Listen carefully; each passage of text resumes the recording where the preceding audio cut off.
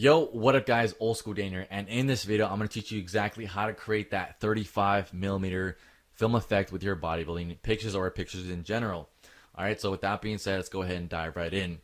So I want to show you how to make this effect on the right hand side. This is the original, this is before and after.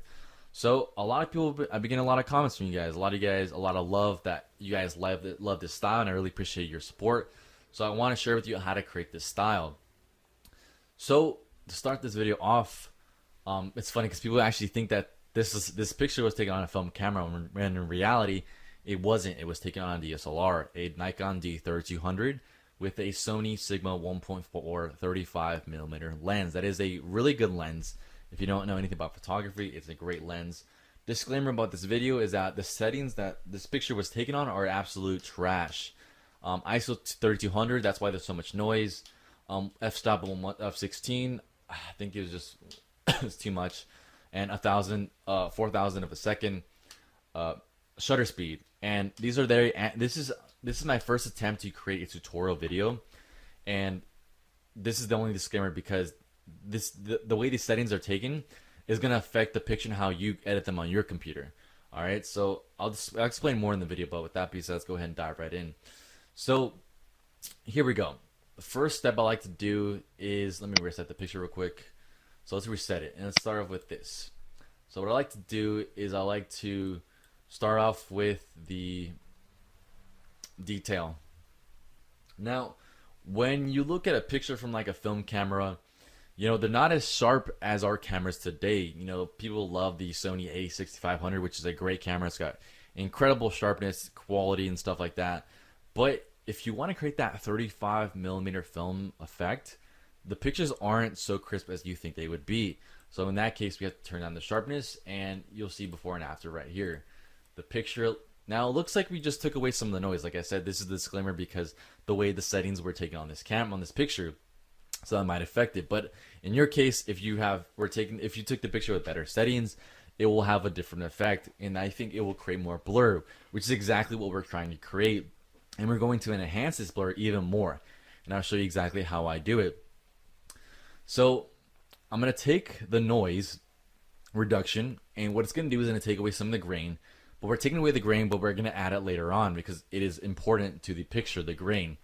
So I'm going to add some luminance to the noise, and what this is going to do is it's going to blur out the picture. As you can see, my face begins to look more and more smooth. Now I don't want to add it too much. I think that's a little bit too much. It's a little too obvious. I want to add maybe like 65. Like, that's fine.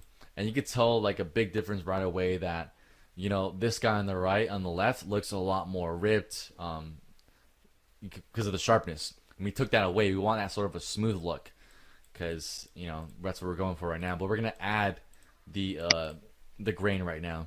So after that, I go into the effects. And I go into the grain. I add about 70 to 80 grain. So I think I'm about at about 75 right now to this picture. I've already decided. And what I did is I add that grain because those film pictures, they have that grain in that picture. They have that sort of blur in that picture where it's not as sharp, and they got that grain. So now that we've done that, this is literally the last step of what I do for my pictures. I go straight into the like, this is the very short version. I don't have my own organic custom way of doing things. This is sort of the fastest. This is literally how I found out how to do it, and I've really found out by myself. So I go into they're basically like filters, the profiles. They're like filters, and I go down to the vintage filters, and I just add one of these filters. I personally like the four. This looks pretty vintage. Like, these kind of don't. These don't. Like, this one does. This is the one I'm going to be using actually. This one's not that bad because when you look at some film cameras and when they take the picture, it has that sort of green in the shadows. Like, the shadows have that green thing. I don't know how to describe it, but if you've seen film pictures, they have that green shadow, and that's kind of what I'm going for here. I might go with this one because I think this looks a lot more vintage than this one. But again, it's all going to be your own personal preference. You can go with 9, 8, or whatever you want to go with. I personally like the 8 and 9. The 4 is not that bad. It's all right. but I'm gonna go with 8.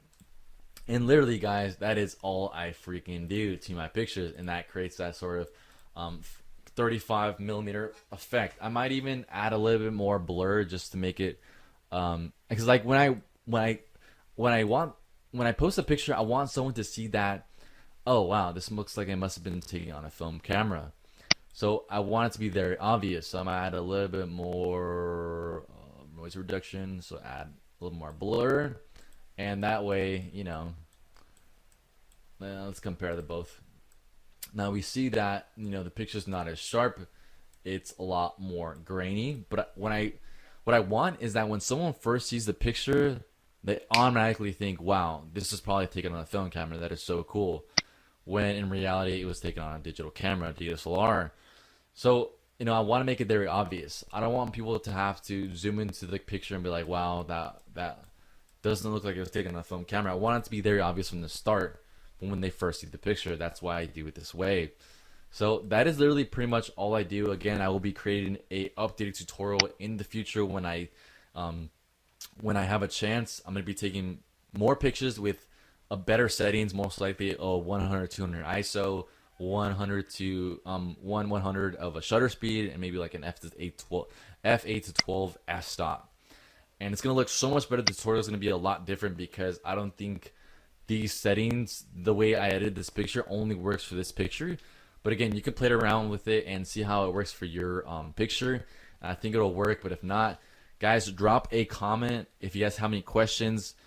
If there's any photographers or videographers watching my channel, let me know what you think of this edit. Really appreciate it. I love some criticism, some feedback. Just want to share this with you guys because I want to spread the old school. I want to spread all the old school, like the trunks I'm wearing, the you know, the way I edit my pictures. I want to totally embody the whole old school image. All right. So hopefully this was helpful for you guys. Share this with someone who wants to create that film effect to their bodybuilding pictures. So with that being said, subscribe for more videos like this. Give this video a thumbs up. Thanks for watching. I'm Old School Dan. I'm gone. Peace.